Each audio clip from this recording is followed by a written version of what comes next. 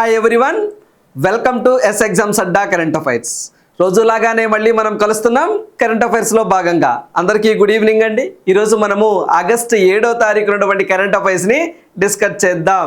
అందరికీ good evening. Right, so మన first one చూసినట్లయితే నేషనల్ హ్యాండ్లూమ్ డే.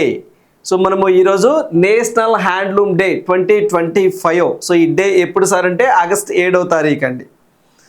మరి ఇంపార్టెంట్ డేస్లో భాగంగా సో ఎప్పుడైనా సరే ఒక డేట్ ఇచ్చి సో దానికి సంబంధించి మనకి ఏదైతే ఒక డేట్కి సంబంధించి నేషనల్ హ్యాండ్లూమ్ డే ఎప్పుడు అని చెప్పేసి అడుగుతారండి. సో డేట్ అడుగుతారు, లేకపోతే దాని థీమ్ ఏంటి అని చెప్పేసి అడుగుతారండి. సో మరి వీటికి సంబంధించి చూసినట్లయితే నేషనల్ హ్యాండ్లూమ్ డే 2025 సో ఎప్పుడు సార్ అంటే ఆగస్ట్ 7వ తారీఖు అండి. సో ఆగస్ట్ 7వ తారీఖు.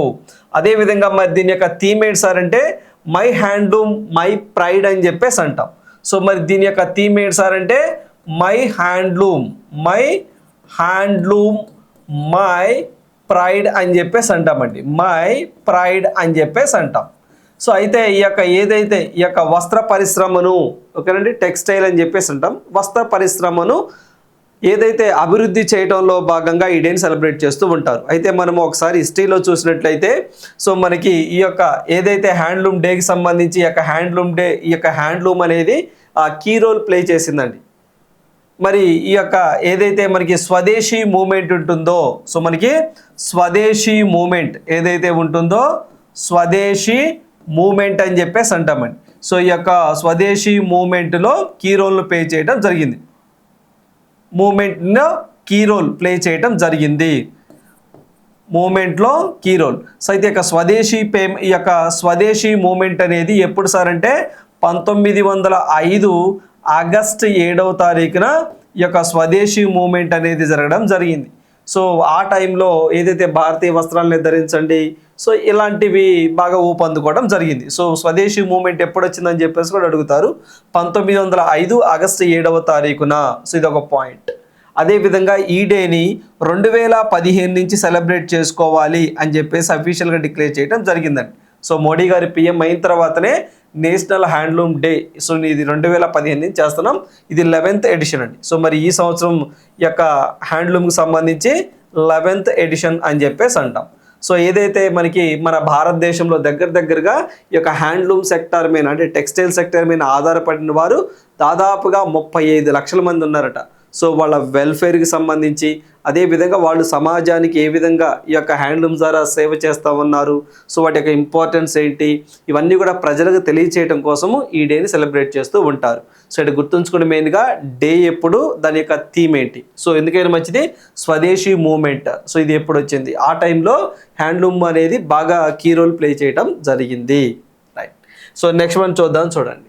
సో మనకి ఏదైతే మనకి జ్ఞానపథ్ సో మనకి ఒక బిల్డింగ్ అండి. సో నేను నరేంద్ర మోదీ గారు ప్రారంభించడం జరిగింది. మరి ఇక్కడ చూస్తే పిఎం మోడీ ఇనాగ్రేట్స్ న్యూ కర్తవ్య భవన్. ఒక కర్తవ్య భవన్ సార్ ఏంటి సార్ ఆ కర్తవ్య భవన్? సెంట్రల్ విస్టా ప్రాజెక్ట్ అని చెప్పేసి 2019లో తీసుకొచ్చారండి. అంటే ఏదైతే మనకి ప్రధానమంత్రి నివాసం కానివ్వండి, అదేవిధంగా వాటికి సంబంధించిన గవర్నమెంట్కి సంబంధించిన కార్యాలయాలన్నింటినీ కూడా ఇప్పుడు అన్నీ కూడా డెవలప్మెంట్ చేస్తున్నారండి. సో బిల్డింగ్స్ కడతా ఉన్నారు సో ఆ ప్రాంతంలో. సో అందువల్ల దీనికి ఫస్ట్ని ఈ కర్తవ్య భవన్ని నరేంద్ర మోదీ గారు సో ఓపెన్ చేయటం జరిగింది నిన్న. మరి దీనికి సంబంధించి మనం ఒకసారి చూసినట్లయితే కామన్ సెంట్రల్ సెక్రటరియేట్స్ అని చెప్పేసి అంటామండి. ఏంటండి కామన్ సెంట్రల్ సెక్రటరియేట్స్ అని చెప్పేసి అంటామండి. సెక్రటరియేట్ అని చెప్పేసి అంటాం. సో మరి దీంట్లో భాగంగానే సో మనకి మొత్తం 10 భవనాలు నిర్మిస్తున్నారండి. సో ఒక 10 భవనాలు నిర్మిస్తూ ఉన్నారు. సో ఆ 10 భవనాల్లో మొట్టమొదటిసారిగా కంప్లీట్ అయినటువంటి భవనమే సో కర్తవ్య భవన్ అని చెప్పేసి అంటాం. ఏ భవన్? కర్తవ్య భవన్ అని చెప్పేసి అంటాం. దాన్ని నరేంద్ర మోదీ గారు ప్రారంభించడం జరిగింది. సో దాంట్లోకి ఏదైతే విదేశీ వ్యవహారాల శాఖ సంబంధించిన ఆఫీసు, హోమ్ మినిస్ట్రీ ఆఫీసు ఓకేనండి. సో ఇలాంటివి ఏదైతే కొన్ని పోర్ట్ఫోలియో మినిస్ట్రీకి సంబంధించిన ఆఫీసెస్ అన్నీ కూడా ఈ యొక్క కర్తవ్య పథ్ నుంచే పనిచేయటం ప్రారంభిస్తాయి. గతంలో ఓల్డ్ బిల్డింగ్స్ ఉండేవండి. సో వాటిని ఇప్పుడు డెమాలిష్ చేయడం కోసం టెండర్లు కూడా పిలిచారు అని చెప్పేసి అంటా ఉన్నారు. సో అయితే ఇక్కడ మీరు గుర్తుంచుకోవాల్సింది ఏదైతే మనకి సెంట్రల్ విస్టా ప్రాజెక్ట్లో భాగంగా ఈ యొక్క కామన్ సెంట్రల్ సెక్రటరియేట్స్ అని చెప్పేసి 10 కడుతున్నారు. సో ఆ 10లో ఫస్ట్ ఏ బిల్డింగ్ కంప్లీట్ చేశారంటే కర్తవ్య భవన్ని కంప్లీట్ చేశారు. దాన్ని నరేంద్ర మోదీ గారు నిన్న ఏదైతే మనకి ఆగస్టు 6వ తారీఖున ఇనాగరేట్ చేయటం జరిగింది. ఆగస్టు 6, 2025 ఇనాగరేట్ చేయటం జరిగింది అనే పాయింట్ గుర్తుంచుకోండి, సరిపోతుంది. ఓకేనా. మొత్తం 10 కార్యాలయాల్లో ఫస్ట్ ఇదే ఏది మనకి కర్తవ్య భవన్నే కంప్లీట్ చేయటం జరిగింది. అదొకటి. నెక్స్ట్ వన్ చూడండి. Yes, first BIMSTEC traditional music festival inaugurated. So మీకు బీమిస్టిక్ అనగానే మొత్తం 7 సభ్య దేశాలు గుర్తొస్తాయి. అదేవిధంగా బీమిస్టిక్ అనగానే లాస్ట్ మనకి ఈ సంవత్సరం అండి, అంటే ఆ 6th ఎడిషన్ థాయిలాండ్లో జరిగిందని చెప్పేసి మీకు గుర్తొస్తుంది. నెక్స్ట్ ఎడిషన్ ఎక్కడ జరగబోతుంది సార్ అంటే బంగ్లాదేశ్లో జరగబోతుందని చెప్పేసి మీకు గుర్తొస్తుంది. అయితే సార్ మేము విన్నటువంటి బ్రిక్స్ ఏదైతే మనకి bay of Bengal initiative multi sectoral and technical economic cooperation, అదే సార్ బంగ్లాదేశ్ ఢాకాలో ఉంటుంది. అది ఇది ఒకటేనా సార్? 2 ఒకటేనండి. సో మీకు చెప్పానండి, ఏ కూటమైనా సరే అది బ్రిక్స్ అవ్వచ్చు, లేకపోతేనేమో G20 అవ్వచ్చు, సార్క్ అవ్వచ్చు, లేకపోతేనేమో మనకి బ్రిక్స్ అండి, బ్రిక్స్ ప్లస్ అవ్వచ్చు. ఓకేనా. ఆ ఏషియన్ కావచ్చు, ఏషియన్ సదస్సులు. సో ఇవన్నీ కూడా ఏవైనా సరే ఆయా సభ్య దేశాల్లో పొలిటికల్గా, ఎకనామికల్గా, కల్చరల్గా ఒక దేశంతో మరొక దేశం సహకారం చేసుకోవడం కోసం. అయితే ఈ యొక్క ఫస్ట్ అసలు బ్రిక్స్ ఈ ట్రెడిషనల్ మ్యూజిక్ ఫెస్టివల్ దీని గురించి మాట్లాడే ముందర మనం అసలు బ్రిక్స్ గురించి మాట్లాడుకుందాం. సో ఆల్రెడీ మనం గతంలో డిస్కస్ చేసాం, కొత్తదేం కాదు. మళ్ళీ ఇప్పుడు ఒకసారి మీకు గుర్తు చేస్తాను, ఆ తర్వాత ఇక్కడికి వద్దాం. ఓకేనా, రైట్. సో ఇక్కడ మనకి బీమ్స్టిక్ అని చెప్పేసి అంటున్నారు. సో ఇక్కడ మనం చూస్తే బీమ్స్టిక్ అని చెప్పేసి అంటున్నారు. చూడండి ఒకసారి ఏంటి సార్ అంటే bay of Bengal initiative multi sectoral technical and economic cooperation, దాన్ని full form BIMSTEC. Sir okay sir ఒకసారి రాయండి సార్ అంటారా? సరే రాస్తాను చూడండి. సో దీని ఫుల్ ఫామ్ ఏంటి సార్ అంటే bay of Bengal, bay of Bengal. అదేంటి సార్ మరి బే ఆఫ్ బెంగాల్ అన్నప్పుడు 2 బీలు ఉండాలి కదా సార్ అంటే, సో వాళ్ళు అలా పెట్టుకున్నారండి. ఓకేనా. Bay of Bengal initiative, bay of Bengal initiative for multi sectoral, for multi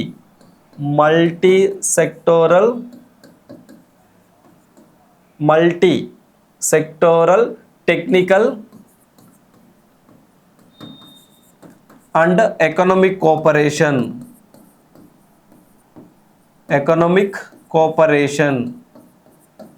so ఇది దీని ఫుల్ ఫామ్ అండి. సో ఇక్కడ మనకి బీమ్స్టిక్ అనగానే ఇదిగోండి. సో మీకు ఇది bay of Bengal initiative multi sectoral technical and economic cooperation అని చెప్పేసి అంటాం. ఇది ఫుల్ ఫామ్.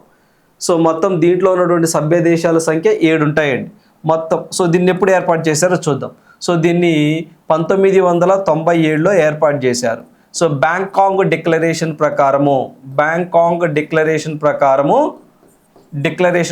దీన్ని ఏర్పాటు చేశారు. అయితే దీని యొక్క హెడ్ క్వార్టర్ ఎక్కడ ఉంటుంది సార్ చెప్పానండి, బంగ్లాదేశ్ ఢాకా అని చెప్పేసి అంటారు. బంగ్లాదేశ్ ఢాకాలో దీని యొక్క హెడ్ క్వార్టర్ ఉంటుంది. సో అయితే దీంట్లో ఉన్నటువంటి మొత్తం మెంబర్ కంట్రీస్ ఎన్ని ఉన్నాయి సార్ అంటే 7 ఉన్నాయండి. ఏంటి సార్ ఆ 7 ఇంపార్టెంటేనండి. సో ఆ 7 ఏంటి సార్ అంటే ఇక్కడే సభ్య దేశాలు కూడా ఉంటాయి. యాక్చువల్గా ఫుల్ ఫామ్ ఇదేనండి, బట్ చిన్న ట్రిక్ ఏంటంటే సో ఇదిగోండి వీటిలోనే సభ్య దేశాలు ఉంటాయి. అదొక ట్రిక్. అంటే ఇక్కడ బంగ్లాదేశ్, భూటాన్, బంగ్లాదేశ్ ఒకటి, తర్వాత వచ్చేసరికి భూటాన్ ఒకటి. ఓకేనండి. So Bhutan, Bangladesh, Bhutan, India, Myanmar, so Sri Lanka, 6th one వచ్చేసరికి థాయిలాండ్. ఓకేనండి. ఇక్కడ దాకా మీరు చూస్తే బంగ్లాదేశ్, భూటాన్ 2 బీలు కాబట్టి సో మీరు ఇక్కడ కూడా బే ఆఫ్ బెంగాల్ కాబట్టి 1 బీని. తర్వాత ఇండియా, మయన్మార్, ఓకేనా, శ్రీలంక, థాయిలాండ్. ఆరేగా సార్ ఇంకోటి ఉందండి అక్కడ లేదు, దట్ ఈస్ నేపాల్. సో మరి దట్ ఈస్ నేపాల్ అని చెప్పేసి అంటామండి, నేపాల్. సో నేపాల్ ఇవి. సో ఇవన్నీ కూడా పొలిటికల్గా, ఎకనామికల్గా, కల్చర్గా అంటే సో బంగాళాఖాతంతో సరిహద్దు పంచుకుంటున్న దేశాల కూటమి మరియు దాని పక్కన ఉన్నటువంటి కంట్రీస్. సో ఇవన్నీ కూడా పొలిటికల్గా, ఎకనామికల్గా ఒకదాంతో ఒకటి సో మనకి కోఆపరేట్ చేసుకుని అభివృద్ధి చెందాలి. అయితే మనకి రీసెంట్గా 6th ఎడిషన్ ఈ యొక్క బీమ్స్టిక్ 6th ఎడిషన్ ఎక్కడ జరిగింది సార్ అంటే ఇదిగోండి థాయిలాండ్లో జరిగింది. ఓకే, బాగానే ఉంది. మరి నెక్స్ట్ ఇయర్ 7th ఎడిషన్ ఎక్కడ జరగబోతుంది సార్ అంటే బంగ్లాదేశ్లో జరగబోతుంది. మనం ఆల్రెడీ డిస్కస్ చేసాం. ఓకేనా. మరి వీటిల్లో భాగంగానే ఇప్పుడు పొలిటికల్గా, ఎకనామికల్గా, కల్చరల్గా అని చెప్పేసి అన్నానా, వీటిల్లో పీపుల్ టు పీపుల్ ఎక్స్చేంజ్ అని చెప్పేసి ఉంటుందండి. సో ఎప్పుడైనా సరే మీకు గుర్తుంచుకోండి, పీపుల్ టు పీపుల్ ఎక్స్చేంజ్ అని చెప్పేసి ఒక టర్మ్ మీకు ఎప్పుడైనా ఎక్స్చేంజ్ అండి. సో ఎప్పుడైనా ఒక టర్మ్ మీరు ఎక్కడైనా న్యూస్ పేపర్ కానివ్వండి, ఎక్కడన్నా మీరు చదివినా లేదా విన్నా, సో ఏదైనా ఒక 2 దేశాల మధ్య పీపుల్ టు పీపుల్ ఎక్స్చేంజ్ అంటే ఏంటి సార్ అంటే పీపుల్ టు పీపుల్ ఎక్స్చేంజ్ అంటే ఆ దేశ ప్రజలు ఈ దేశ ప్రజలు మార్చుకుంటారా సార్? ఏంటి మార్చుకునేది? అటోళ్ళు ఇట్రాటో ఇటోళ్ళు అటు వస్తారా సార్? అది కాదండి. So people to people exchange అంటే ఏదైతే మనకి ఆ దేశం అంటే ఫర్ ఎగ్జాంపుల్ ఇప్పుడు ఏదైతే మనకి థాయిలాండ్ అనుకోండి. So Thailand and India, so ఇక్కడున్న ప్రజల మధ్య సంబంధాలను ఏర్పరచాలి. ఎలా ఏర్పరచాలి అంటే కొన్ని ట్రెడిషనల్ మ్యూజిక్ ఫెస్టివల్స్ని ఏర్పాటు చేయటం, లేకపోతేనేమో కొన్ని కల్చరల్ ఫెస్టివల్ని ఏర్పాటు చేయటం, అదేవిధంగా లేదా కొన్ని స్పోర్ట్స్ని కండక్ట్ చేయటం. ఓకేనండి. అందుకని ఏమైనా బీమ్స్టిక్, ఆక్వా కాంపిటీషన్స్ అని చెప్పేసి కూడా లాస్ట్ టైం ఢిల్లీలో జరిగినాయి. అంటే ఆ దేశాల మధ్య ఈ దేశాల మధ్య సంబంధాలను ఏర్పరచాలంటే ఎలా ఏర్పరుస్తారు? స్పోర్ట్స్ పరంగా. అంటే ఆ దేశానికి ఈ దేశానికి సంబంధించిన కొన్ని ప్లేయర్ని పిలిచడం, ఏమైనా మ్యాచెస్ పెట్టడం, ఇది చేయటం. తర్వాత కల్చరల్ పరంగా ఏదైనా ప్రోగ్రామ్స్ కండక్ట్ చేసి ఆ దేశానికి సంబంధించినటువంటి నిష్ణాతుల్ని ఆయా రంగంలో ఇన్వైట్ చేయటం, ఇటు నుంచి ఇన్వైట్ చేయటం, వాళ్ళ మధ్య సంబంధాలను ఏర్పరచడం. ఇలా పీపుల్ టు పీపుల్ ఎక్స్చేంజ్ అంటే సో కల్చరల్ ప్రోగ్రామ్స్ కానివ్వండి, ట్రెడిషనల్ ప్రోగ్రామ్స్ కానివ్వండి, స్పోర్ట్స్ కానివ్వండి, కొన్ని ఈవెంట్స్ కానివ్వండి కండక్ట్ చేసి 2 దేశాల మధ్య కమ్యూనికేషన్ని అంటే సో 2 దేశాలు సో ఫ్రెండ్షిప్ అయ్యే విధంగా ఆ ఈవెంట్స్ని కండక్ట్ చేస్తారు. సో దాంట్లో భాగంగానే ఇప్పుడు ట్రెడిషనల్ మ్యూజిక్ ఫెస్టివల్ జరిగిందండి. చెప్పాం కదా, ఇలాంటి ఫెస్టివల్స్ కండక్ట్ చేస్తూ ఉంటారు. అంటే ఇలాంటి ఫెస్టివల్స్లో సో ఆయా దేశాలకు సంబంధించి లైక్ ఏదైతే బీమ్స్టిక్లో ఉన్న సభ్య దేశాలకు సంబంధించినటువంటి కల్చర్ని రిప్రజెంట్ చేస్తూ ఉంటారు. సో అలా ఒకరికొకరు పరస్పరం సహకారం చేసుకుంటూ ఉంటారు. సో అందువల్ల మిమ్మల్ని ఎగ్జామ్లో ఇది ఫస్ట్ ఎడిషన్. సో ఇలాంటి ఇన్నోవేషన్స్ ఇంకా కొత్తగా వస్తాయి. So first బీమ్స్టిక్ traditional music festival ఎక్కడ జరిగింది అంటారండి. ఇప్పుడు మీరు ఏం ఆన్సర్ చేయాలి? ఢిల్లీలో భారత మండపంలో జరిగింది. సో అంటే మన ఇండియాలోనే జరిగింది. రైట్. సో ఇప్పుడు ఫస్ట్ హెల్డ్ ఎక్కడ జరిగింది సార్ అంటే భారత మండపం. సో గుర్తుంచుకోండి, భారత మండపం అని చెప్పేసి అంటామండి. మండపం అని చెప్పేసి అంటాం. ఎక్కడ సార్ అంటే ఢిల్లీలో జరిగింది. అంటే మన ఇండియాలోనే ఫస్ట్ బీమ్స్టిక్ ట్రెడిషనల్ మ్యూజిక్ ఫెస్టివల్ అనేది జరిగింది. సో ఇది ఒక పాయింట్ మీరు గుర్తుంచుకోవాలి, చాలా ఇంపార్టెంట్. ఓకేనా. సో ఇది మనకి సో మరైతే ఈ యొక్క ట్రెడిషనల్ మ్యూజిక్ ఫెస్టివల్ని సో ఇక్కడ మనం చూడండి. సో మన భారతదేశంలోనే జరిగింది. సో ఎవరు సార్ ఆర్గనైజ్ చేసింది, ఎవరు ఆ యొక్క ట్రెడిషనల్ ఫెస్టివల్ని ఇనాగ్రేట్ చేసింది, అది కూడా ఇంపార్టెంట్ ఎగ్జామ్ పాయింట్ ఆఫ్ వ్యూలో. సో ఇక్కడ చూస్తే సో ఫస్ట్ ఎక్కడ జరిగిందన్నాము? ఢిల్లీలో జరిగింది అని చెప్పేసి అన్నామండి. ఢిల్లీలో జరిగింది. నెక్స్ట్ పాయింట్ సో ఇక్కడ మనం చూస్తే ఆర్గనైజ్డ్ అంటే ఎవరు ఆర్గనైజ్డ్ చేశారు సార్ అంటే Indian council for cultural world అండి. సో ఎవరు సార్ ఆర్గనైజేషన్ చేసింది? ఇండియన్ కౌన్సిల్ అండి. సో మనకి Indian council for cultural relation అని చెప్పేసి అంటామండి. రిలేషన్ అని చెప్పేసి అంటాం. ఇనాగ్రేట్ చేసింది ఎవరు సార్ అంటే ఆ యొక్క ఈవెంట్ని ఇనాగురేషన్ అని చెప్పేసి అంటాండి, ప్రారంభించింది. సో మనకి minister of external affairs Jaishankar గారు అండి. So S Jaishankar external affairs ministry గారు. మరి దాని యొక్క థీమ్ ఏంటి సార్? థీమ్ అండి. సో ఏదైతే మనకి బీమ్స్టిక్ ట్రెడిషనల్ ఏదైతే ఈవెంట్ ఉందో దాని యొక్క థీమ్ వచ్చేసరికి సప్తాసర్. సో మనకి సప్తాసర్ 7 నేషన్స్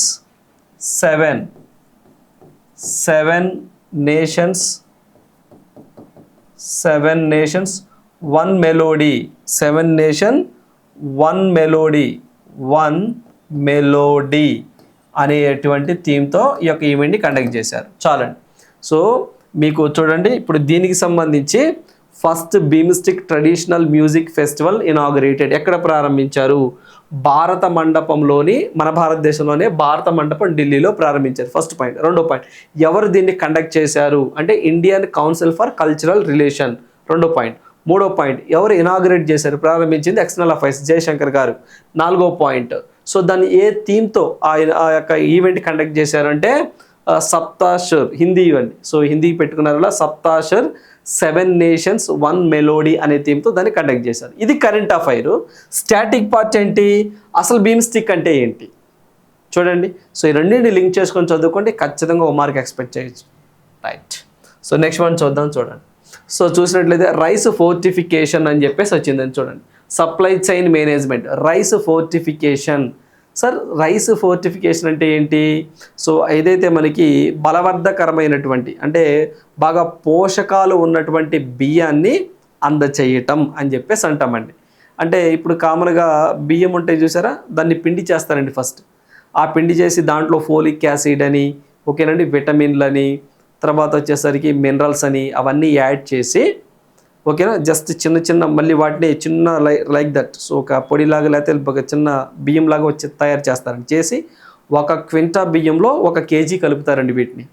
సో అవి మనం ఇంటేక్ తీసుకుంటే కన్జ్యూమ్ చేస్తే సో చాలా బలంగా ఉంటుందని చెప్పేసి అంటున్నారు. సో ఇలా ఈ ప్రాసెస్ ఏదైతే ఉంటుందో రైస్ ఫోర్టిఫికేషన్లో భాగంగా చూడండి, India launched a new collaborative initiative. So ఇక్కడ చూస్తే India launched a new collaborative initiative with the support of the UN World Food Program to strengthen the rice fortification and supply chain management in Nepal. So చాలా చాలా important. So ఇలా ఏదైతే rice fortification అనేటువంటిది భారతదేశము UN food ప్రోగ్రామ్తో కలిసి and supply chain management in Nepal సహకారంతో, so చాలా చాలా ఇంపార్టెంట్ అండి. సో ఇది important, Nepal and supply chain management in Nepal. So వీరి సహకారంతో సో మనకి ఈ యొక్క రైస్ ఫోర్టిఫికేషన్ అనేది జరుగుతుంది అనే పాయింట్ గుర్తుంచుకోండి. సో ఇక్కడ మనం చెప్పాం కదా, సో మనకి ఏదైతే iron, zinc, folic acid, so vitamin B12, so ఇలాంటివన్నీ కూడా ఈ యొక్క ఫస్ట్ రైస్ దాన్ని పిండి చేస్తారండి. ఆ పిండి ద్వారా సో మనకి కెనిల్స్ అని చెప్పేసి అంటారు. ఆ కెనిల్స్ రూపంగా తయారు చేసి వాటిని మళ్ళీ రైస్లో కలుపుతారు. 1 క్వింటాకి దాదాపు 1 కేజీ కలుపుతారు. సో అవి ఇంటేక్ చేసుకుంటే సో బలంగా ఉంటుంది అన్నట్టు. అయితే మనము ఎవరి సహకారంతో, సో ఇక్కడ చూడండి, India launched a collaborative initiative with support of world food programme and the supply chain management in Nepal.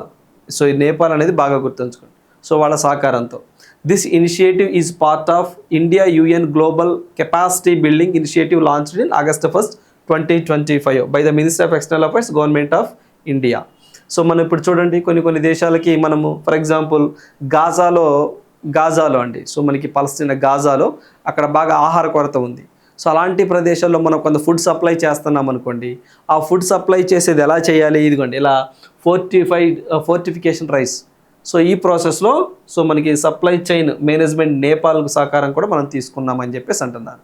So ఇది ఒకటి గుర్తుంచుకోండి, UN world food programme and అంటే ఆ UN ఫుడ్ ప్రోగ్రామ్ని స్ట్రెంథెన్ చేయడం కోసం అప్పుడప్పుడు మనం కూడా డొనేట్ చేస్తాం కదా, ఇంత ఫుడ్ ఇస్తాం కదా, ఏదైతే మనకి UN వరల్డ్ ఫుడ్ ప్రోగ్రామ్కి మనం డొనేట్ చేస్తే వారు ఆ దేశాలకు ఇస్తారండి.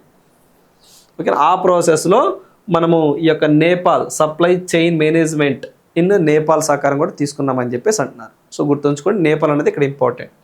సో నెక్స్ట్ వన్ చూడండి, ఇండియా ఎలక్ట్రిక్ మొబిలిటీ ఇండెక్స్ అని చెప్పేసి అంటున్నారు. సో చాలా చాలా important, India electric mobility index. ఆ ఇండెక్స్ని ఎవరు రిలీజ్ చేస్తారంటే నీతి ఆయోగ్ వాళ్ళు రిలీజ్ చేశారు.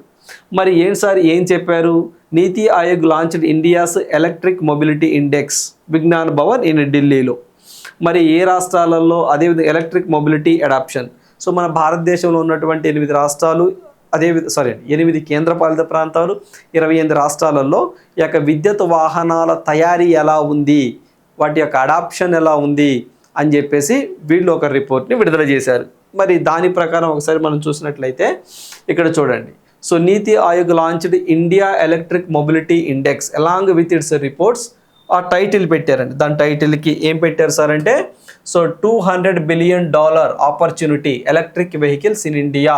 సో చూడండి, unlocking a $200 billion opportunity electric vehicles in India అనే టైటిల్తో ఇండియా ఎలక్ట్రిక్ మొబిలిటీ ఇండెక్స్ని ఒకదాన్ని రిలీజ్ చేశారు. ఓకే, సో ఇదేంటి సార్ అంటే ఇక్కడ చూసినట్లయితే the electric mobility index tracks and elevates the progress of the Indian states and UTs in achieving their electric mobile goals.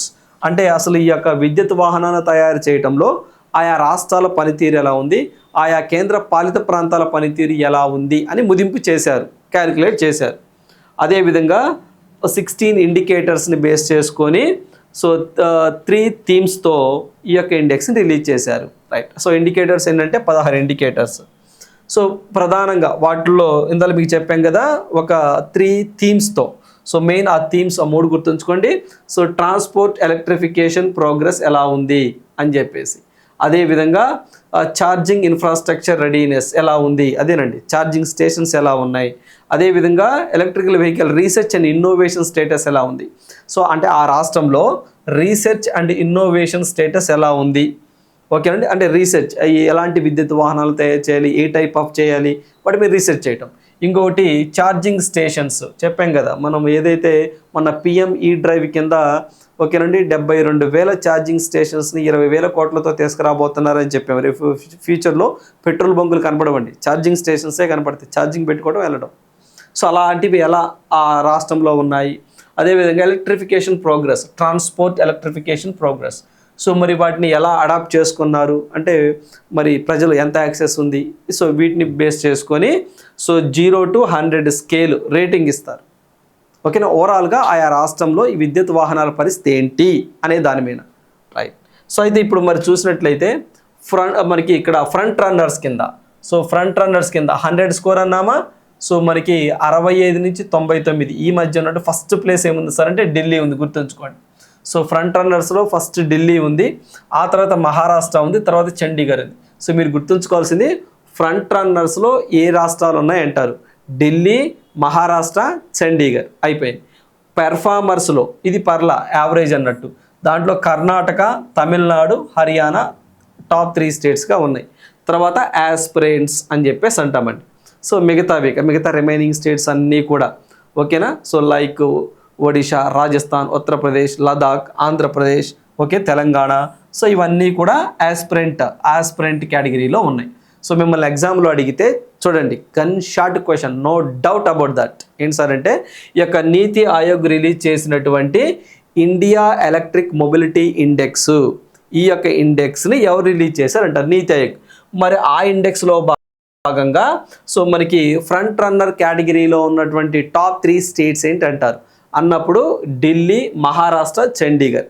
అలా కాకుండా పెర్ఫార్మర్ స్టేట్లో ఉన్నటువంటి 3 రాష్ట్రాలు ఏంటి అంటారు, సో కర్ణాటక, తమిళనాడు, హర్యానా. అంతే క్వశ్చన్. ఓకే, మిగతా అన్ని కూడా యాస్పిరెంట్స్ అంటే యావరేజ్ అన్నట్టు, ఇంకా 0 స్కోర్ స్టార్ట్ అవుతుంది. ఓకేనా, సో ఈ పాయింట్లు గుర్తుంచుకోండి, ఖచ్చితంగా ఒక బిట్ వస్తుంది. ఓకేనా, మొన్న కూడా మనము పిఎం ఈ డ్రైవ్ గురించి చెప్పామండి, మీకు గుర్తుందో లేదో. పిఎం ఈ డ్రైవ్ని మళ్ళీ ఒక 2 సంవత్సరాలు పొడిగించారు. 2026 మార్చి 31తో కంప్లీట్ అవుతుంది. బట్ 2028 మార్చి 31 వరకు కూడా పొడిగించారు, 2 years అని చెప్పేసి మనం డిస్కస్ చేసాం. గుర్తుందా అండి, గుర్తుంచుకోవాలి. రైట్, నెక్స్ట్ నరేంద్ర మోదీ గారు మరొకసారి ఇచ్చారండి. సో పరీక్షా పే చర్చ అనే ఒక ప్రోగ్రాము సో మనకి గిన్నీస్ రికార్డ్స్లో ప్లేస్ సంపాదించిందట. మరి అందువల్ల అసలు ఏంటి సార్ ఈ యొక్క పరీక్షా పే చర్చ, దీన్ని ఎప్పుడు తీసుకొచ్చారు అంటే నరేంద్ర మోదీ గారు 2018వ సంవత్సరంలో, ఎప్పుడండి సో 2018వ సంవత్సరంలో సో మనకి పరీక్షా పే చర్చ 2018 ఫిబ్రవరి అండి. సో ఫిబ్రవరి 16వ తారీఖున ఈ యొక్క పరీక్షా పే చర్చ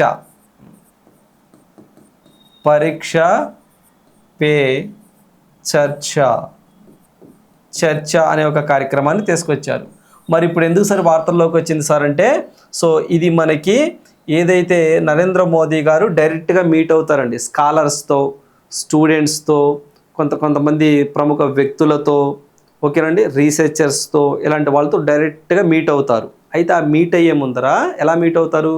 మై జీఓవి అని ఒక వెబ్సైట్ ఉంటుంది చూసారా, మై జీఓవి అదేనండి, మనము నీతి ఆయోగ్ వాళ్ళ అఫీషియల్ వెబ్సైట్ మై జీఓవిని, ఆ మై జీఓవిలో పేరు రిజిస్టర్ చేసుకోవాలి. ఇదిగోండి ఇక్కడ మీట్ అవుతున్నారు చూసారా, వాళ్ళందరూ అలా మీట్ అవుతారంటే వాళ్ళు ఎన్రోల్ చేసుకోవాలి, మై జీఓవి వెబ్సైట్లో ఎన్రోల్ చేసుకోవాలి, అంటే పేరు ముందుగానే నమోదు చేసుకోవాలి. అలా నమోదు చేసుకోవటంలో ఎంతమంది నమోదు చేసుకున్నారట? సో ఇక్కడ చూసినట్లయితే సో 3 కోట్ల, ఇక్కడ 3 పాయింట్ అంటే మనకి 3 కోట్ల, పూర్తిగా చెప్పాలంటే 3,53,00,000 మంది అండి, 53 లక్షల మంది రిజిస్ట్రేషన్ చేసుకున్నారంటండి. సో మనకి 8th ఎడిషన్ జరిగింది, ఈ పరీక్షా పే చర్చ 8th ఎడిషన్ జరిగిందండి, 8th ఎడిషన్ జరిగింది. ఆ 8th ఎడిషన్లో భాగంగా మై జీఓవి పోర్టల్లో మోడీ గారిని ఇంటరాక్ట్ అవ్వడం కోసం, డైరెక్ట్గా ఇంటరాక్ట్ అవ్వడం కోసం 3,53,00,000 మంది ఈ యొక్క 8th ఎడిషన్లో సో మనకి మొన్న రీసెంట్గా మనకి పేరు నమోదు చేసుకున్నారు. అందువల్ల గిన్నీస్ రికార్డులోకి సో మనకి ఇది యాడ్ అవ్వటం జరిగింది. సో గుర్తుంచుకోండి, ఓకేనా. సో నరేంద్ర మోదీ గారు వాళ్ళతో ఎంగేజ్ అవుతారండి. సో మనకి ఎవరైతే రిజిస్టర్ చేసుకున్నారో ఆ స్కాలర్స్తో, విద్యార్థులతో ఎంగేజ్ అయ్యి మాట్లాడుతూ ఉంటారు. మరి అలా 3,53,00,000 మంది, ఓకేనండి. సో మరి రిజిస్టర్ చేసుకుంటే మామూలు విషయం కాదు కదా. సో అందువల్ల రికార్డు ఇచ్చారు. సో అందువల్ల రేపు ఎగ్జామ్లో మీకు పరీక్షా పే చర్చ సో ఎప్పుడు ఏర్పాటు చేశారు ఈ కార్యక్రమాన్ని? 2018 ఫిబ్రవరి 16. ఇటీవల కాలంలో గిన్నీస్ రికార్డు సాధించి కదా ఎంతమంది రిజిస్టర్ అయ్యారు అంటారు? 3,53,00,000 మంది. ఎన్నో ఎడిషన్ అంటారు? 8th ఎడిషన్, అంతే, ఓకేనా. రైట్, నెక్స్ట్ వన్ చూడండి. ఎస్, సో మీరు చూసినట్లయితే చెప్పాం కదా, సో వీరు ఏదైతే ఫిలిప్పైన్స్ దేశానికి సంబంధించినటువంటి ప్రెసిడెంట్ మన భారతదేశానికి విజిటింగ్కి వచ్చారని చెప్పేసి మాట్లాడుకున్నాం. సో ఆ ఫిలిప్పైన్ దేశానికి సంబంధించి ఫెర్డినాండ్ మార్కోస్ జూనియర్ అని చెప్పేసి అంటామండి. ఎవరైనా? Ferdinand Marcos junior. ఎవరు? ఫిలిప్పైన్స్ ప్రెసిడెంట్ అండి ఈయన, ఓకేనా. సార్ మెయిలా ఫిమేలా అండి అనుకునే, మెయిలే, ఓకేనా. సో ఈయన మన భారతదేశానికి సంబంధించి మోడీ గారిని మీట్ అయ్యారు, తర్వాత ప్రెసిడెంట్ గారిని మీట్ అయ్యారు, బాగానే ఉంది. సో మనకి ఫిలిప్పైన్స్కి మధ్య 75 సంవత్సరాల ద్వైపాక్షిక డిప్లొమాటిక్ రిలేషన్స్లో భాగంగా ఈయన మన భారత పర్యటనకు వచ్చారు. మన గతంలో కూడా మాట్లాడుకున్నాం. సో ఇదైతే మనకి బ్రహ్మోస్ మిజైల్ని పర్చేజ్ చేసిన దేశము సో మనకి ఫిలిప్పైన్స్ అని చెప్పేసి మాట్లాడుకున్నాం. అదేవిధంగా ADB bank head quarter, Asian development bank head quarter Manila ఫిలిప్పైన్స్లో ఉంటుందని చెప్పేసి సో మనం మాట్లాడుకున్నాం. రామన్ మ్యాగ్సెసే అవార్డు ఇచ్చే దేశం కూడా ఫిలిప్పైన్స్ అని చెప్పేసి మనం మాట్లాడుకున్నాం, ఓకేనా. రైట్, అయితే ఇప్పుడు మనం చూసినట్లయితే కొన్ని ఎంఓయూస్ జరిగినాయండి మనకి వారికి, కొన్ని అనౌన్స్మెంట్స్ కూడా జరిగినాయి. సో అనౌన్స్మెంట్స్ అనేది కామనే, అవి ఎటు అనౌన్స్మెంట్ చేస్తారులేండి, బట్ మెయిన్గా అగ్రిమెంట్స్ లేదా ఎంఓయూస్ అని చెప్పేసి అంటాం, చాలా జరిగినాయండి. సో దాదాపుగా 13 నుంచి 15 దాకా జరిగినాయి. సో వాటిల్లో కొన్ని గుర్తుంచుకునే ప్రయత్నం చేయండి. అన్నీ అవసరం లేకపోయినా కనీసం ఒక 4-5 గుర్తుంచుకోండి, మీకు ఎన్ని గుర్తుంటే అన్ని. సో ఇక్కడ చూసినట్లయితే సో మనకి ఫస్ట్ చూడండి. So declaration of the establishment of strategic partnership between the republic of India and public of Philippines. కనిపిస్తుందా అండి? ఇది మీకు కొంచెం హై క్వాలిటీ పెట్టుకోండి, కనిపిస్తుంది. కొంచెం హై క్వాలిటీ పెట్టుకోండి, ఇది మీకు కనిపిస్తుంది. తర్వాత India Philippines strategic partnership A plan of action. So చెప్పాం కదా, 2 దేశాలు చూడండి. నేను ఏవైతే ఇక్కడ దాదాపుగా 13 అగ్రిమెంట్స్ జరిగినాయండి, అన్నీ అవసరం లేదు, కొన్ని గుర్తుంచుకోండి. ఆ కొన్ని ఇంపార్టెంట్ చెప్తాను చూడండి. సో మనకి ఏంటి సార్ అంటే India Philippines strategic partnership A plan of action 25 నుంచి 29, అంటే 25, 26, 27, 28, 29 ఈ 5 సంవత్సరాల్లో ఏ విధంగా మనం ఒక ప్లాన్ ఏర్పాటు చేసుకొని పొలిటికల్గా, ఎకనామికల్గా, పర్టికులర్గా ఇన్వెస్ట్మెంట్ పరంగా ముందుకెళ్దాం అని చెప్పేసి ఒక అగ్రిమెంట్ జరిగింది. సో ఇయర్ కూడా ఇంపార్టెంట్, 25, 29 యాక్షన్ ఆఫ్ మనకి plan of action. Next terms of reference between Indian air force and Philippine air force. So అంటే మన ఎయిర్ ఫోర్స్కి వాళ్ళ ఎయిర్ ఫోర్స్కి ఒక అగ్రిమెంట్ జరిగింది. సో సింపుల్గా అలా గుర్తుంచుకోండి, సెంటెన్స్ అంతా గుర్తుండదండి. మన ఎయిర్ ఫోర్స్కి వాళ్ళ ఎయిర్ ఫోర్స్కి ఒక అగ్రిమెంట్ జరిగింది, ఎయిర్ ఫోర్స్ రంగంలో పరస్పర సహకారం చేసుకుందాం అన్నారు. సో ఇది ఒకటి. Next terms of the reference between the Indian army and the Philippines army. So army to army, so talks. So ఆర్మీకి మధ్య, సో మనకి స్టాఫ్ మధ్య మనకి టాక్స్ మాట్లాడుకుందాం, స్ట్రాటజిక్గా వెళ్దాం అని చెప్పేసి అన్నారు. సో ఇదొకటి. తర్వాత terms of the reference between the Indian navy and the Philippines navy. అంటే ఇక్కడ మీరు గుర్తుంచుకోవాల్సింది సో డిఫెన్స్కి సంబంధించి. యాక్చువల్లీ ఇదంతా ఒక స్టేట్మెంట్ కిందే చెప్పొచ్చు, బట్ మీరు ఇండివిజువల్గా గుర్తుంచుకోండి. అంటే నేవీ, ఎయిర్ ఫోర్స్, అదేవిధంగా ఆర్మీ, ఈ మూడింటి మీద సాకారం చేసుకుందాం అంటే చీఫ్స్ లెవెల్స్లో మాట్లాడుకుంటారు. అంటే ఈ యొక్క ఫిలిప్పైన్ దేశానికి సంబంధించి చీఫ్, మన ఆర్మీ చీఫ్ ఉపేంద్ర ద్వివేది గారు, సో ఆ రేంజ్లో మాట్లాడుకుంటారు అంటే స్ట్రాటజిక్ పరంగా. ఓకేనా. సో ఏ విధంగా మీ భారతదేశంలో ఏం చేస్తున్నారు, ఇది కూడా మేము ఆపరేషన్ సింధూర్ ఎలా చేసాం, అటాక్ వచ్చినప్పుడు మీరు కూడా ఇలా ఉండండి, లైక్ దట్. ఓకేనా. సో ఇలా మాట్లాడుకుంటూ ఉంటారు. ఇన్వెస్ట్మెంట్స్ కానివ్వండి, ఇవన్నీ కూడా. సో ఇది ఒకటి, ఈ 3. సో దీన్ని మీరు ఒకటిగా కూడా కన్సిడర్ చేయొచ్చు, ఆర్మీ, నేవీ, ఎయిర్ ఫోర్స్. అదొకటి స్ట్రాటజిక్ ప్లాన్ ఆఫ్ యాక్షన్ ఒకటి. తర్వాత treaty on the mutual legal assistance in the criminal matters between the government of India and Philippines. So criminal matters విషయంలో పరస్పర సహకారం చేసుకుందాం. క్రిమినల్ మ్యాటర్స్ అని గుర్తుంచుకోండి. క్రిమినల్స్ అంటే అప్పుడప్పుడు కొన్ని క్రైమ్స్ చేసి వివిధ దేశాలు పారిపోతారు. ఆర్థిక క్రైమ్ కానివ్వండి, లేకపోతే మామూలుగా హత్యలు కానివ్వండి, ఇలాంటివి కానివ్వండి. అలాంటి వాటిలో ఆ క్రిమినల్స్ మ్యాటర్స్లో మనం సహకారం చేసుకుందాం, ఓకే చేసుకుందాం అని చెప్పేసి అన్నారు. అదేవిధంగా transfer of the sanctioned persons between the government of republic India and government of public Philippines అని చెప్పేసి అన్నారు. ఓకే అండి. సెంటెన్స్డ్ ఓకేనండి. Treaty on the transfer of the sentenced persons. So ఎవరైతే ప్రస్తుతం కొన్ని ఖైదీలుగా ఉన్నారో, అంటే ఫిలిప్పైన్ దేశానికి సంబంధించి భారత్లో, అదే భారతదేశానికి సంబంధించి వారు ఫిలిప్పైన్స్లో సో మనకి కొన్ని జైలు శిక్షలు అనుభవిస్తున్నారో వాళ్ళని ఇచ్చిపుచ్చుకుందాం, అంటే ఖైదీల పరస్పర మార్పిడి అంటారు చూసారా, లైక్ దట్. సో ఆ విధంగా సో మనకి ఉందామని చెప్పేసి అదొక అగ్రిమెంట్. అదేవిధంగా cooperation in the field of science and technology. So చాలా చాలా ఇంపార్టెంట్ చూడండి. సైన్స్ అండ్ టెక్నాలజీలో సో మనకి పరస్పర సహకారం చేసుకుందాం 2025 నుంచి 2028 మధ్య కాలంలో అని చెప్పేసి సో మనకి సైన్స్ అండ్ టెక్నాలజీ మీద ఒక అగ్రిమెంట్ జరిగింది. నెక్స్ట్ తర్వాత వచ్చేసరికి టూరిజం మీద కూడా సో జరిగిందండి. సో టూరిజం మీద కూడా అంతే, సేమ్ 25 నుంచి టూరిజం సెక్టార్ మీద అగ్రిమెంట్ జరిగింది. నెక్స్ట్ ఆ తర్వాత MOU between the government of republic and government of India cooperation in the field of digital technologies. So digital technologies మీద కూడా లైక్ మనకి UPI, యూనిఫైడ్ పేమెంట్ సిస్టమ్, ఇలాంటి సిస్టమ్ని వాళ్ళకి దేశానికి ఇవ్వడం, అడాప్ట్ చేసుకోవడం అలాంటివి. అదేవిధంగా ఇండియన్ స్పేస్ రీసెర్చ్. ఓకేనా, చాలా చాలా ఇంపార్టెంట్ అండి. సో మనకి రీసెర్చ్, మనకి ఏదైతే Indian space research organisation, so మనకి ఇస్రో అని చెప్పేసి అంటాం కదా, సో వాళ్ళకు కూడా సేమ్ అలాంటిదే ఉంటుంది కదా, ఫిలిప్పైన్ స్పేస్ ఏజెన్సీ, వాటి మధ్య సహకారం కోసం ఇది ఒకటి. ఓకే. తర్వాత వచ్చేసరికి మ్యారిటైమ్ కోఆపరేషన్ మీద అగ్రిమెంట్ జరిగింది.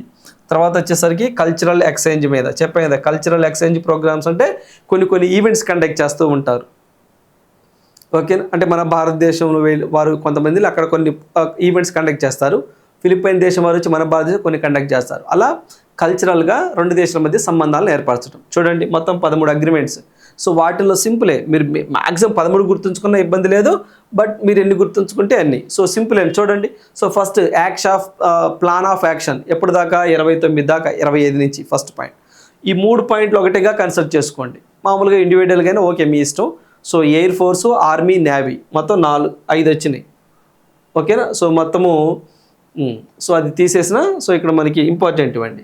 ఆ తర్వాత క్రిమినల్ మ్యాటర్స్ అగ్రిమెంట్ జరిగింది. తర్వాత సెంటెన్స్డ్ పర్సన్స్, ఓకేనా, జైలు శిక్ష అనిపిస్తున్న వారు జరిగింది. సైన్స్ అండ్ టెక్నాలజీ జరిగింది. తర్వాత టూరిజం మీద జరిగింది. జస్ట్ మీరు ఆ words, just main words tourism, science and technology, sentenced persons అలా రాసుకోండి. అంత సెంటెన్స్ రాసుకోవాల్సిన అవసరం లేదు నోట్స్ రాసేటప్పుడు. తర్వాత వచ్చేసి డిజిటల్ టెక్నాలజీస్ మీద జరిగింది. తర్వాత స్పేస్ మీద జరిగింది, అంతే, స్పేస్ మీద జరిగింది. తర్వాత మ్యారిటైమ్ కోఆపరేషన్ మీద జరిగింది. తర్వాత కల్చరల్ ఎక్స్చేంజ్ మీద జరిగింది. సో మీరు నోట్స్ రాసుకునేటప్పుడు ఇంత సెంటెన్స్ రాయమాకండి, ఓకేనా. అందుకనే సో ఎగ్జామ్లో కూడా ఇంత సెంటెన్స్ ఇవ్వరండి.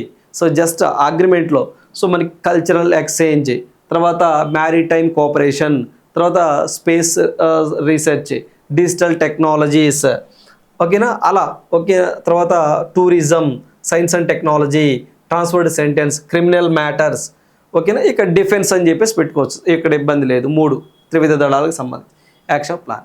సో అలా షార్ట్ ఫామ్లో రాసుకుని గుర్తుంటుంది. సో ఇవి మొత్తము జరిగినటువంటి అగ్రిమెంట్స్, సో ఫిలిప్పైన్స్ దేశానికి అండ్ మన భారతదేశానికి సంబంధించి. రైట్. సో నెక్స్ట్ మనం చూద్దాం. చూడండి. So WHO considers ICMR study in Jharkhand as the model for TB care. So World Health Organization వారు, ప్రపంచ ఆరోగ్య సంస్థ వారు మనము ఏదైతే టీబీ ఎరాడికేషన్లో భాగంగా తీసుకుంటున్నటువంటి ఇనిషియేటివ్స్ ఏవైతే ఉన్నాయో దాన్ని పొగిడారండి, ప్రైజ్ చేశారు, అప్రిషియేట్ చేశారు. అది పర్టికులర్గా Indian council of medical research. ICMR అంటే ఏంటి? Indian council of medical research. So వీరు ICMR జార్ఖండ్ అని ఒకటి ఉందండి. సో ICMR జార్ఖండ్ అంటే ఇండియన్ మెడికల్ కౌన్సిల్ రీసెర్చ్ వాళ్ళకి సంబంధించినటువంటి రీసెర్చ్ వింగ్స్ ఉంటాయి.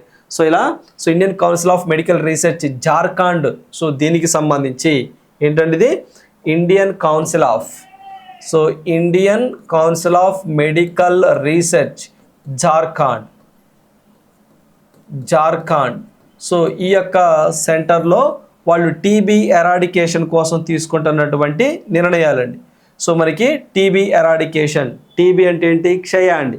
వాళ్ళకి దగ్గుతూ ఉంటారు చూసారా, ఒకరి నుంచి మరొకటి ఇది వ్యాపిస్తుందండి. ఓకేనా, కమ్యూనికబుల్ డిసీజ్ అని చెప్పేసి అంటాం.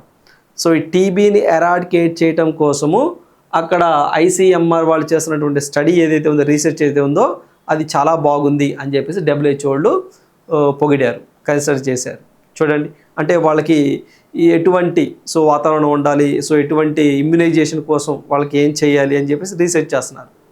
దీని మీద WHO మనకి ప్రైజ్ చేసింది. అయితే ఈ టీబీని ఎప్పటికల్లా ఎరాడికేట్ చేయాలని చెప్పేసి టార్గెట్గా పెట్టుకున్నాం. ప్రతిసారి మనం డిస్కస్ చేస్తాం 2025 ఎండింగ్ నాటికి, అంటే ఈ సంవత్సరం ఎండింగ్ నాటికి మన భారతదేశం నుంచి టీబీని, టెర్బిక్యులోసిస్ అని చెప్పేసి అంటారు, దీన్ని ఎరాడికేట్ చేయాలని టార్గెట్గా పెట్టుకున్నారు minister of health and family welfare వారు.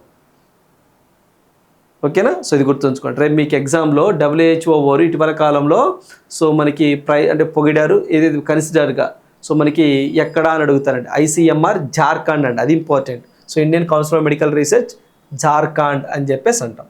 ఇదొకటి. ఇక మీకు తెలిసిందే వరల్డ్ హెల్త్ ఆర్గనైజేషన్ డైరెక్టర్ జనరల్గా టెడ్రస్ అదనం గేబ్రియేసిస్ అని చెప్పేసి ఇథియోపియా దేశానికి సంబంధించిన ఆయన ఉన్నారు. రైట్, ఇవి గుర్తుంచుకోండి exam point of view. Right, ఇవి మై డియర్ కాంపిటేటివ్ ఆస్పిరెంట్స్ ఈరోజు ఉన్నటువంటి ఇంపార్టెంట్ కరెంట్ అఫైర్స్. ఎవరైతే మన ఏదైతే కరెంట్ అఫైర్స్ ఫాలో అవుతున్న ప్రతి ఒక్క ఆస్పిరెంట్ కూడా మన ఛానల్ని ఏదైతే మనకి సబ్స్క్రైబ్ చేసుకోండి, లైక్ చేయండి, షేర్ చేయండి. అదేవిధంగా కింద మీకు ఏదైతే పైన అండి ఆ చాట్ బాక్స్ పైన XP అని చెప్పేసి ఉంచేస్తారా, అక్కడ పాయింట్స్ వస్తాయండి. అవి పాయింట్స్ని ఒకసారి హైప్ చేసి మీకు మ్యాక్సిమం ఆ పాయింట్స్ ఉంటే ఆ పాయింట్స్ ఇచ్చే ప్రయత్నం చేయండి.